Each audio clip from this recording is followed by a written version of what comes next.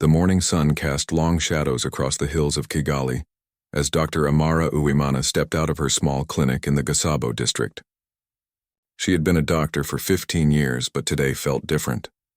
The sound of helicopter blades cutting through the air made her look up, shielding her eyes against the bright morning light. What she saw made her heart skip a beat. It wasn't a helicopter at all. The aircraft hovering above looked like something from a science fiction movie, sleek, white, with multiple rotors spinning silently. No pilot was visible in the cockpit, yet it moved with perfect precision, landing gracefully in the designated area near the new transportation hub that had been under construction for months. Dr. Uwimana wasn't the only one staring. Dozens of people had gathered around the landing site, their phones raised high, recording this historic moment. Children pressed their faces against the fence, their eyes wide with wonder. Even the street vendors had abandoned their posts to witness what everyone knew was about to change their lives forever. Inside the Ministry of Infrastructure building, engineer Jean-Baptiste Nzeyimana watched the same scene through his office window. His hands trembled slightly as he held his coffee cup. After 3 years of planning, negotiations, and endless meetings with international partners, the dream was finally becoming reality. Rwanda was about to become the first African nation to launch a commercial self-flying air taxi service.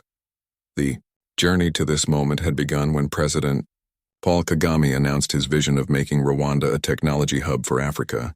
The country had already surprised the world by becoming one of the cleanest and most organized nations on the continent. Now they were reaching for the skies in the most literal sense possible. Jean-Baptiste remembered the skeptical looks he had received when he first proposed the idea to the Transport Committee. Flying cars in Africa? One member had laughed. We can barely maintain our roads, and you want us to manage flying vehicles? But Jean-Baptiste had done his homework. He knew that Rwanda's unique geography, with its 1,000 hills and challenging terrain, made traditional transportation expensive and time-consuming. Air taxis could solve problems that ground vehicles simply couldn't address. The aircraft that had just landed was manufactured by Zipline, the same company that had been delivering medical supplies by drone across Rwanda since 2016. But this was different. This wasn't just about delivering packages. This was about moving people safely through the air without a human pilot. Sarah Uwimana, a 28-year-old entrepreneur from Nyagatare, stood in the crowd watching the demonstration. She ran a small coffee export business and often spent hours traveling to Kigali for meetings with international buyers. The journey by road took nearly 4 hours on good days, sometimes 6 hours during the rainy season when the roads became difficult to navigate. The thought of completing the same journey in just 30 minutes by air seemed too good to be true. The air taxi could carry up to 4 passengers at a time. Its electric motors made it much quieter than traditional helicopters, and the multiple rotors provided extra safety. If one rotor failed, the others could still keep the aircraft flying safely. Most importantly, the advanced computer systems controlling the flight had been tested thousands of times in simulations and real flights in other countries. As the crowd watched, a team of technicians in bright orange vests approached the aircraft. They moved with practiced efficiency, checking various systems and preparing for the next demonstration flight. Their leader, Michael Habimana, had been trained in the United States specifically for this project. He had spent 6 months learning everything about these revolutionary aircraft, from their advanced navigation systems to their emergency procedures. The Rwandan government had invested heavily in creating the infrastructure needed for this service. They had built 20 landing pads across the country, each equipped with charging stations for the electric aircraft. Weather monitoring stations provided real-time data to ensure flights only took place in safe conditions. Most importantly, they had trained a team of ground controllers who would monitor every flight from a central command center in Kigali. Dr. Uwimana thought about her patients in remote areas who often couldn't reach medical care in time. During emergencies, the difference between life and death often came down to how quickly someone could travel to a hospital. Traditional ambulances struggled with Rwanda's mountainous terrain and sometimes took hours to reach remote villages. These air taxis could transform emergency medical care, reducing travel time from hours to minutes. The economic implications were equally exciting. Rwanda had been working hard to attract international investment in tourism. The country's stunning national parks, mountain gorillas, and cultural sites drew visitors from around the world, but transportation within the country had always been a challenge for tourists. Air taxis would allow visitors to see more of Rwanda in less time, potentially boosting tourism revenue significantly. Local universities had also been preparing for this technological leap. The University of Rwanda had established new programs in aviation technology and drone operations. Students like James Mutabazi, who had always dreamed of working in aviation but never imagined such opportunities would exist in Rwanda, were now studying subjects that would prepare them for careers in this new industry. The aircraft completed its systems check and prepared for takeoff. As it rose smoothly into the sky, rotating slightly to show off its maneuverability, the crowd erupted in cheers and applause. Phone cameras captured every moment, and within minutes, videos of Rwanda's first air taxi demonstration were spreading across social media platforms worldwide. For many observers, this moment represented more than just a new form of transportation. It symbolized Rwanda's remarkable transformation over the past 3 decades. From a country devastated by genocide in 1994, Rwanda had rebuilt itself into a model of development, innovation, and progress. The air taxi service was the latest proof that African nations could be leaders in adopting cutting-edge technology. As the demonstration concluded and the crowd began to disperse, conversations buzzed with excitement and questions. When would regular service begin? How much would it cost? Which routes would be available first? The answers to these questions would shape how quickly this revolutionary service would become part of daily life in Rwanda. The sun climbed higher over Kigali's hills as the historic day continued. In offices, schools, and homes across the country, people were discussing what they had witnessed. Rwanda had just taken its first step into a future where the sky was no longer the limit, but simply another highway connecting communities across this beautiful, ambitious nation. 3 months after the first demonstration, Rwanda's air taxi service officially opened to the public. The launch ceremony took place at the main hub in Kigali, with government officials, international media, and excited citizens gathering to witness history in the making. President Paul Kagame stepped forward to cut the ribbon, his smile reflecting the pride of a nation that had once again surprised the world. The first paying passengers were carefully selected to represent different aspects of Rwandan society. Among them was Dr. Uwimana, who would travel to a rural clinic in Ruhengeri to treat patients. Joining her was businessman Claude Mugisha, who needed to reach Butare for an important meeting with suppliers. The third passenger was Maria Santos, a wildlife photographer from Spain who wanted to capture aerial footage of Volcanoes National Park. As they boarded the sleek white aircraft, Dr. Uwimana felt a mixture of excitement and nervousness. The interior was surprisingly spacious, with comfortable leather seats and large windows providing excellent views. Each seat had a safety belt system similar to those in commercial airlines, and a small screen showed flight information and safety instructions in Kinyarwanda English and French. The aircraft's artificial intelligence system announced the flight plan in a calm, reassuring voice. Welcome aboard Rwanda Air Taxi Flight RT-001. Our destination is Musanze, with an estimated flight time of 18 minutes. Current weather conditions are excellent for flying. Please ensure your seatbelts are fastened. The voice was so natural that for a moment, Dr. Uwimana wondered if there was actually a human pilot somewhere. Outside the aircraft, ground controller Michael Habimana monitored the departure from the Central Command Center. Banks of screens showed real-time data from all active aircraft, weather conditions, and air traffic in the region.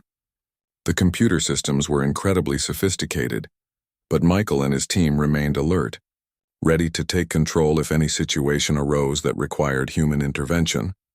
As the aircraft lifted off, Dr. Uwimana pressed her face to the window. Kigali spread out below them like a detailed map. She could see the clean streets, the organized neighborhoods, and the green spaces that made Rwanda's capital unique among African cities. The view was breathtaking, but what impressed her most was how smooth and quiet the flight felt. There was none of the vibration and noise she had expected from flying in such a small aircraft. Below, people stopped their daily activities to wave at the passing air taxi. Children ran out of schools to point at the sky, while adults paused their work to watch this marvel of technology pass overhead. Social media platforms filled with photos and videos as the aircraft became a symbol of Rwanda's technological advancement. The flight path took them over Lake Muhazi, its blue waters reflecting the afternoon sun. From this height, Rwanda's famous Thousand Hills looked like a green carpet rolled across the landscape. Dr. Uwimana had traveled this route by road many times, a journey that typically took 3 hours, including stops for fuel and refreshments. Now they would complete the same distance in less than 20 minutes. Businessman Claude Mugisha was busy on his phone, taking calls and sending messages. The reliable internet connection in the aircraft allowed him to continue working during the flight, something impossible when traveling by road through areas with poor network coverage. He calculated that the time savings would allow him to visit 2 additional suppliers in the same day, potentially increasing his business opportunities significantly. Maria Santos, the wildlife photographer, was amazed by the unique perspective the air taxi provided. She had photographed wildlife from helicopters before, but this was different. The electric motors made the aircraft much quieter, which meant less disturbance to the animals below. As they approached Volcanoes National Park, she could see groups of buffalo and antelope grazing peacefully, unaware of the silent aircraft passing overhead. The landing at Musanze was as smooth as the takeoff. The aircraft descended gradually, its computers constantly adjusting the rotor speeds to compensate for wind conditions. The landing pad was surrounded by curious locals who had gathered to see this technological wonder up close. Local officials and police were present to ensure safety and manage the crowd. Dr. Uwimana was the first to disembark. She was met by Dr. Joseph Nirishema, who ran the rural clinic she was visiting. "This changes everything," he said excitedly. "Now we can get specialists to remote areas quickly, and we can transport patients to Kigali in emergencies much faster than ever before." The 2 doctors discussed the possibilities as they walked to the clinic. They could establish regular specialist visits to rural areas, provide advanced medical training to local staff, and create emergency response networks that could save lives. The air taxi service wasn't just about convenience. It was about connecting isolated communities to vital services. Meanwhile, Claude Mugisha was already planning his next business trip. The cost of the air taxi was higher than ground transportation, but when he calculated the time savings and the additional business opportunities it created, the investment made perfect sense. He could now consider expanding his operations to remote areas that had previously been too time-consuming to visit regularly. Back at the command center in Kigali, Michael Habimana and his team were analyzing data from the first commercial flight. Every aspect of the journey had been recorded and would be studied to improve future operations. The aircraft's systems had performed flawlessly, but they knew that maintaining this level of safety and reliability would require constant vigilance and continuous improvement. The success of the first day generated enormous interest from other African countries. Delegations from Kenya, Ghana, and South Africa contacted the Rwandan government to learn about the implementation process. Regional media covered the story extensively, with headlines praising Rwanda's leadership in adopting innovative transportation solutions.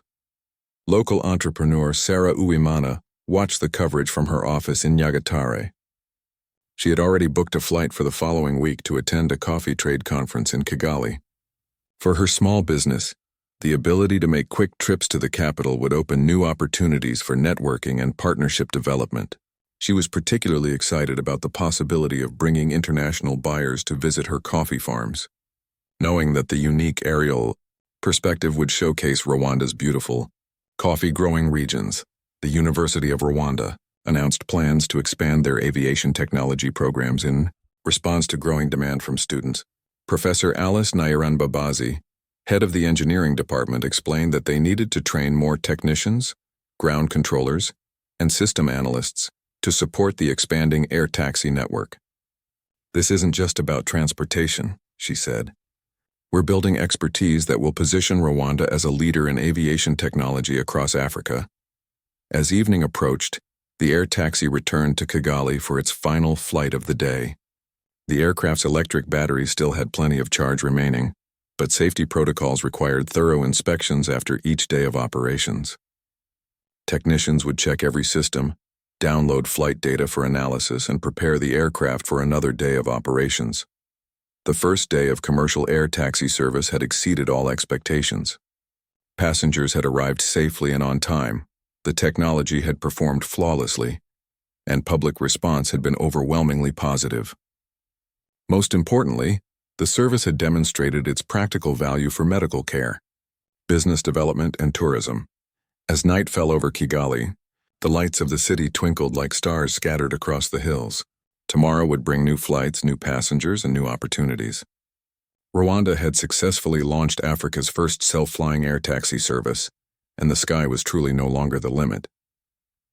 2 years after Rwanda launched Africa's first air taxi service, the program had grown beyond anyone's wildest expectations.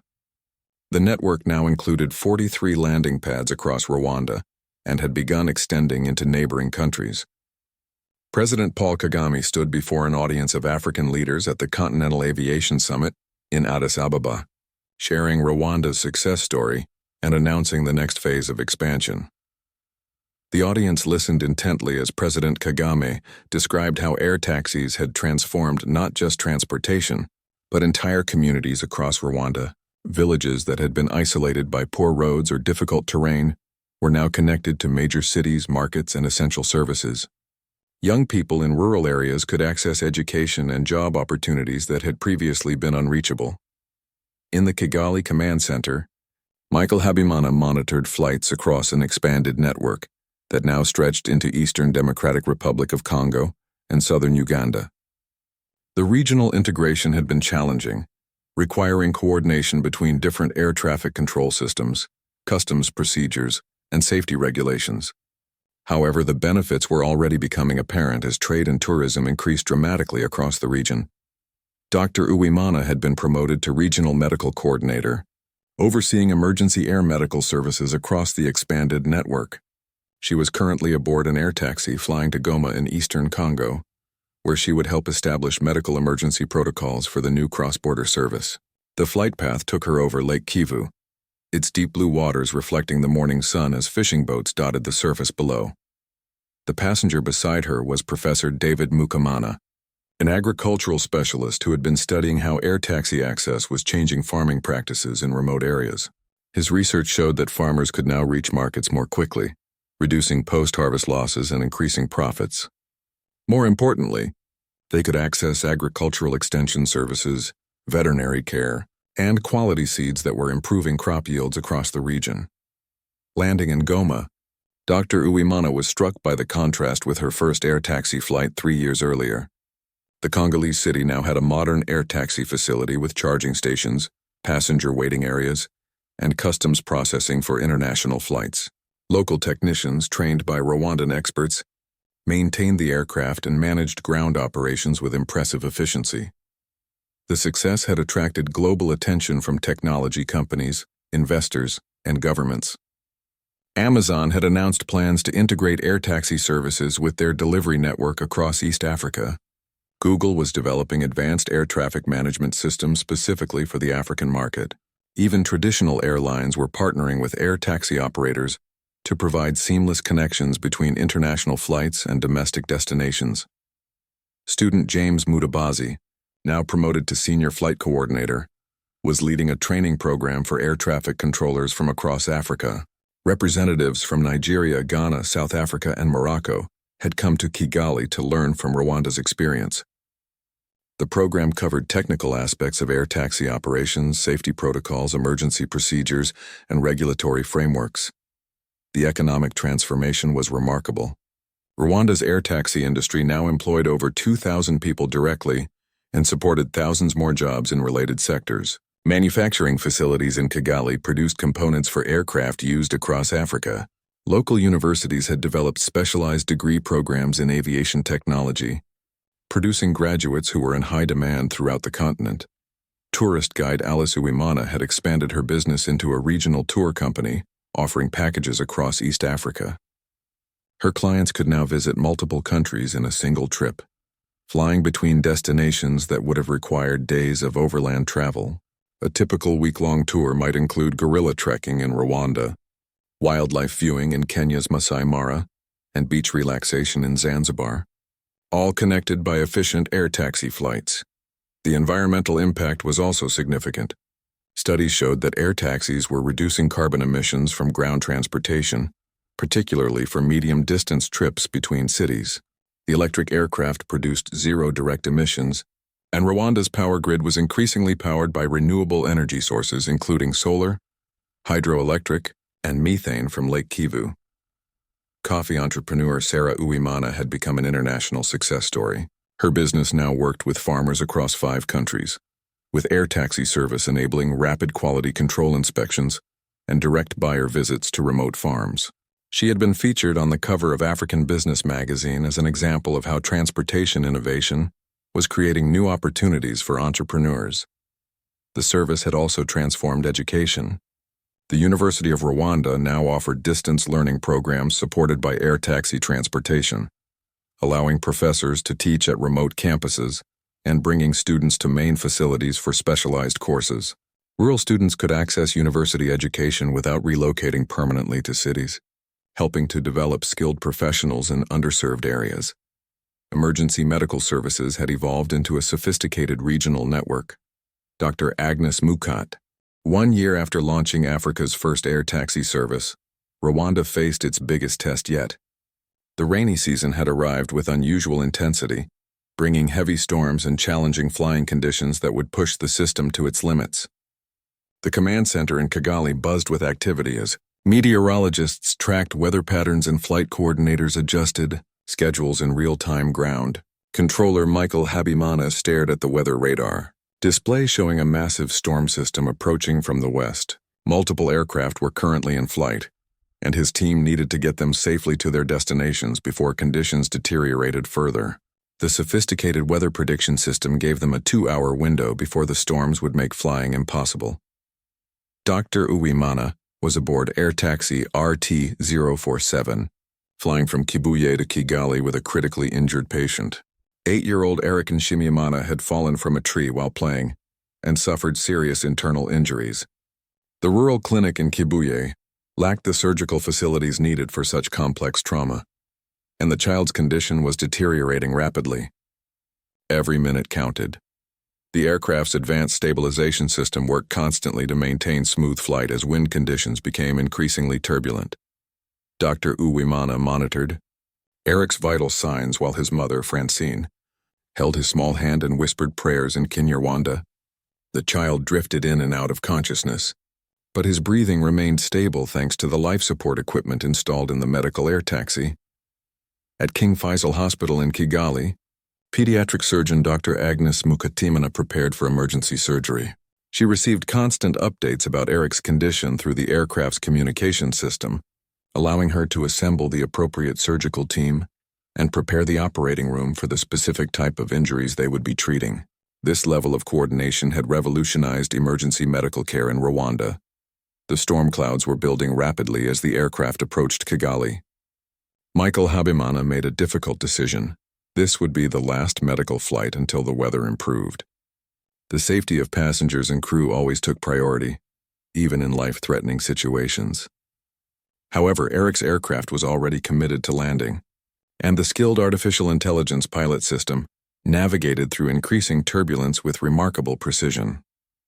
At the Nyarutarama landing pad, emergency medical personnel waited with an ambulance. The aircraft touched down just as the first heavy raindrops began to fall. Within 60 seconds, Eric was transferred from the air taxi to the ambulance and racing toward the hospital.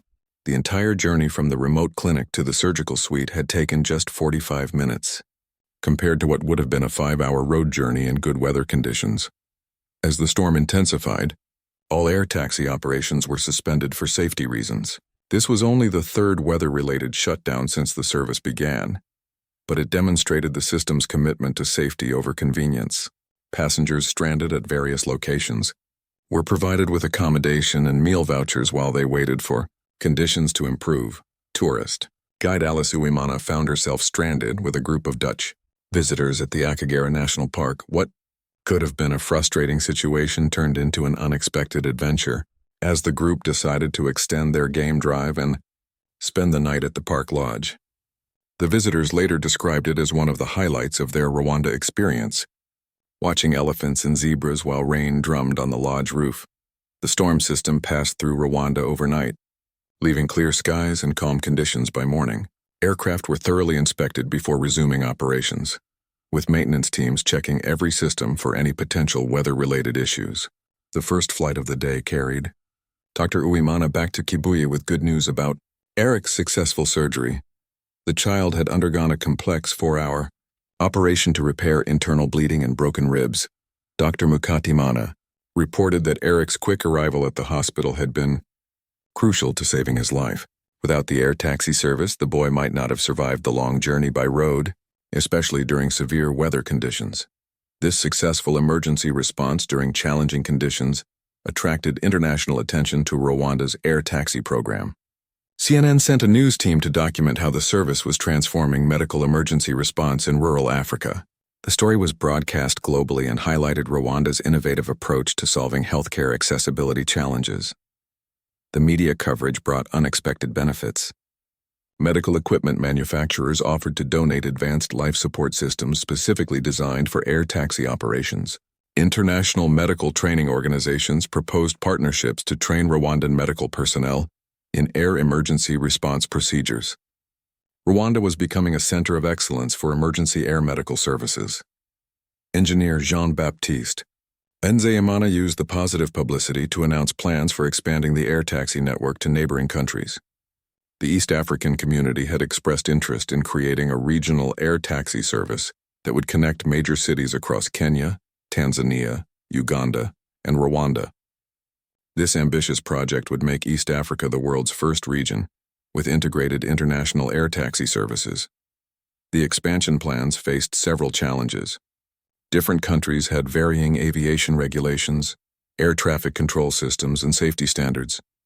However, Rwanda's proven success provided a foundation for developing harmonized regional standards. The African Union invited Rwanda to lead a continental working group on urban air mobility regulation. Back at the University of Rwanda, student James Mutabazi was now a full-time employee at the Air Taxi Command Center. His quick thinking during the storm had helped coordinate the safe landing of multiple aircraft before weather conditions became dangerous. Michael Habimana praised his performance and recommended him for advanced training in emergency response coordination. The success of Rwanda's air taxi service was inspiring. Technological innovation beyond transportation. Local entrepreneurs were developing businesses that complemented the service, including specialized luggage handling systems, passenger comfort products, and mobile applications for flight booking and real-time tracking. A complete ecosystem was emerging around air taxi operations. Dr. Diane Fossey's former research station in the Virunga Mountains had become accessible for day trips from Kigali thanks to air taxi service. Researchers could now spend more time conducting fieldwork instead of traveling, leading to important discoveries about mountain gorilla behavior and conservation needs. The quiet aircraft allowed researchers to observe wildlife without causing disturbance. International investors were taking notice of Rwanda's technological leadership. Silicon Valley companies were establishing African headquarters in Kigali to be close to the cutting-edge transportation innovation happening there. The air taxi service had become a symbol of Rwanda's business-friendly environment and technological sophistication. Coffee entrepreneur Sarah Uwimana had expanded her business significantly thanks to the transportation efficiency. She now worked with farmers across multiple regions, could respond quickly to quality control issues, and had established partnerships with international buyers who appreciated the ease of visiting Rwandan coffee operations. Her annual revenue had tripled since the air taxi service began. The environmental benefits of the electric air taxi service were becoming apparent. Air quality monitoring stations showed reduced pollution levels along major transportation corridors as some ground traffic shifted to air taxis. The quiet electric motors had minimal noise impact compared to helicopters or small aircraft with combustion engines. As the first anniversary of commercial operations approached, the numbers were impressive. The service had completed over 10,000 flights with a perfect safety record. Passenger satisfaction surveys showed 96% approval ratings. Economic impact studies indicated that the service had added more than $50 million to Rwanda's GDP through increased business activity, tourism, and medical care efficiency. Most importantly, real lives had been saved and improved. Dr. Uwimana kept a photo of Eric Nishimiyamana on her desk. He had made a full recovery and returned to school, where he now dreamed of becoming a pilot. His story, along with dozens of other emergency medical flights, demonstrated that the air taxi service was more than just convenient transportation. It was a lifeline connecting Rwanda's communities. The storm had tested the system's resilience and proven its reliability. As Rwanda entered its second year of air taxi operations, the focus shifted from proving the technology worked to expanding its benefits across East Africa and beyond. The sky was no longer the limit. It had become the pathway to a more connected, prosperous future. 6 months after the launch, Rwanda's air taxi service had become an integral part of daily life for many citizens. The initial skepticism had given way to enthusiastic adoption, as people experienced firsthand the benefits of this revolutionary transportation system. The service now operated 15 different routes connecting major cities, tourist destinations, and important commercial centers across the country. Dr. Uwimana had become one of the service's most frequent users. She now conducted medical consultations in remote clinics twice a week, something that would have been impossible with ground transportation. On this particular morning, she was responding to an emergency call from Nyanza district. A pregnant woman was experiencing complications during childbirth and needed immediate surgical intervention. At Butare University Hospital, the emergency air taxi arrived at Dr. Uwimana's clinic within 8 minutes of her call. The aircraft had been specially modified for medical emergencies, with additional life support equipment and a stretcher system that could accommodate patients safely during flight. As they lifted off, Dr. Uwimana prepared medical equipment while the aircraft's communication system connected her directly to the surgical team waiting at the hospital. The patient, Immaculée Mukamana, was a 24-year-old teacher from a rural village. Her husband, Jean-Marie, held her hand tightly as they flew toward Butare. He had never imagined that his wife would one day travel in a flying machine, but his fear of flying was overshadowed by his relief that help was available so quickly. The traditional journey to Butare by road would have taken more than 2 hours, time they simply didn't have. During the 20-minute flight, Dr. Uwimana monitored Immaculee's vital signs using portable equipment that transmitted data directly to the hospital. The surgical team was able to prepare for the specific type of intervention needed before the patient even arrived.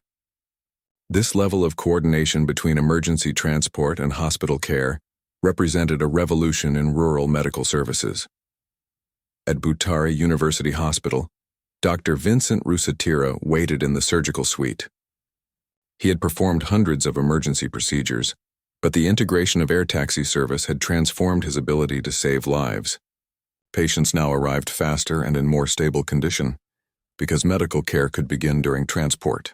The survival rates for emergency cases had improved dramatically since the air taxi service began operations. The aircraft landed smoothly on the hospital's dedicated helipad. Within minutes, Immaculée was being wheeled into surgery while Jean-Marie was guided to a waiting area. The entire journey from the remote village to the operating table had taken less than 30 minutes.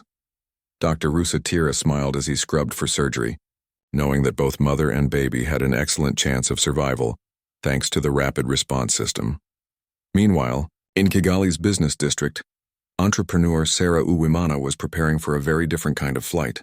She had arranged for a group of international coffee buyers to tour her facilities in Nyagatare. The visitors included buyers from Germany, Japan, and the United States who were interested in establishing long-term partnerships with Rwandan coffee producers. The delegation was impressed before they even boarded the air taxi. James Peterson, a coffee buyer from Hamburg, had visited many coffee-producing regions around the world, but he had never seen such an efficient transportation system. In most countries, visiting rural coffee farms means long, uncomfortable journeys on rough roads, he explained to his colleagues. This changes everything about how we can do business in Rwanda. The flight to Nyagatare provided spectacular views of Rwanda's coffee-growing regions. Akiko Tanaka, a buyer from Tokyo, took numerous photos of the terraced hillsides where coffee plants grew in neat, organized rows. The aerial perspective revealed the careful, agricultural planning that made Rwandan coffee production so efficient and environmentally sustainable. Sarah Uwimana used the flight time to provide commentary about different growing regions they passed over. She explained how altitude, soil composition, and rainfall patterns in different areas produced distinct flavor profiles in the coffee beans. The buyers were fascinated by this overview, which would have been impossible to appreciate from ground level. The aircraft's quiet operation was particularly appreciated by Dr. Diane Fossey's former research assistant, who was now leading conservation efforts in Volcanoes National Park. The air taxi service had become popular with tourists visiting the park to see mountain gorillas, but the quiet electric motors meant minimal disturbance to wildlife compared to traditional helicopters. Park Ranger Emmanuel Ndiasaba had initially worried that increased air traffic might stress the gorilla families. However, careful monitoring revealed that the quiet aircraft caused much less disturbance than ground vehicles. The gorillas barely reacted to air taxis passing overhead, while the sound of truck engines or motorcycles on nearby roads would often cause them to retreat deeper into the forest. Tourist guide Alice Uwimana had adapted her business to incorporate air taxi services. She now offered unique tour packages that combined aerial sightseeing with traditional ground-based activities. Her clients could fly over Lake Kivu in the morning, land for a boat trip and lunch, then take another air taxi to visit tea plantations in the afternoon. These comprehensive tours attracted wealthy international visitors who appreciated efficiency and unique experiences. The economic impact of the air taxi service was becoming evident across multiple sectors. Hotel occupancy rates had increased as tourists could easily visit multiple destinations during shorter stays. Business meeting attendance had improved as executives could travel quickly between cities for same-day meetings. Even government efficiency had improved as officials could conduct site visits and attend regional meetings without spending entire days in transit. At the University of Rwanda, student James Mutabazi was completing his internship at the Air Taxi Command Center. He had been fascinated by aviation since childhood, but never imagined he would have career opportunities in this field in Rwanda. Now he was learning to monitor aircraft systems, coordinate flight schedules, and manage emergency responses. His internship supervisor, Michael Habimana, was pleased with his progress and expected to offer him a full-time position after graduation. The success had not come without challenges. Weather monitoring had become crucial, as afternoon thunderstorms could ground flights for safety reasons.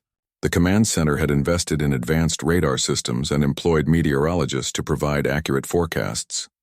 Passengers had learned to plan flexible schedules during the rainy season, but the overall reliability remained impressive. International recognition was growing rapidly. The International Civil Aviation Organization had invited Rwanda to present their air taxi implementation model at the next Global Aviation Conference. Airlines from other countries were sending delegations to study Rwanda's regulatory framework and operational procedures. Rwanda was becoming a case study in successful adoption of urban air mobility technology. The aircraft manufacturing company, Zipline, had established a regional service center in Kigali to support operations across East Africa. This facility employed 50 Rwandan technicians and engineers, creating high-skilled jobs and technology transfer opportunities. Local suppliers had also benefited as the service required everything from landing pad construction to passenger waiting facilities. As evening approached, Sarah Uwimana's international visitors concluded their successful day of coffee farm visits. They had signed preliminary agreements for significant coffee purchases and discussed establishing a processing facility in Rwanda. The efficiency of air taxi transportation had allowed them to visit 3 different growing regions in a single day, something that would have required a week using traditional transport. Dr. Uwimana received good news from Butare Hospital. Immaculée Mukamana had delivered a healthy baby boy, and both mother and child were doing well. The rapid response enabled by air taxi service had made the difference between life and death. Jean-Marie called his village to share the good news, and the story of his family's dramatic rescue spread quickly through the community. As aircraft returned to their charging stations for the night, operators reviewed the day's statistics. Flight completion rates remained above 95%. Passenger satisfaction scores were excellent, and safety records were perfect. The service was not only meeting expectations but exceeding them in ways that were transforming Rwandan society and economy. The success of Rwanda's air taxi service was inspiring similar projects across Africa and beyond. What had started as an ambitious experiment had become a model for how developing nations could leapfrog traditional infrastructure limitations using cutting-edge technology. The sky over Rwanda had truly become a new frontier for progress and prosperity.